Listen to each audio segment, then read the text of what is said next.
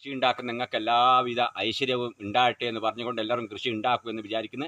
നമ്മൾ വിത്തിന് വെക്കുന്നത് ചീര പറിച്ചത് ഇപ്പം വിത്തിന് വെച്ച ചീരയാണ്. കണ്ടോ, ഇത് നമുക്ക് അരിഞ്ഞിട്ട് മഴ റൗണ്ട് അടിച്ച് കളിക്കുന്നുണ്ട്. മോളിൽ നിന്ന് ഏതായാലും 2 ദിവസത്തിനുള്ളിൽ നല്ല മഴ നമുക്ക് കിട്ടും കൃഷി ഉണ്ടാക്കുവാനൊക്കെ. അപ്പം ഇങ്ങനെ അരിയ വിത്തിന് വെക്കുന്നതാണ്. ഇതിപ്പോൾ ഉണക്കണം ഇത്.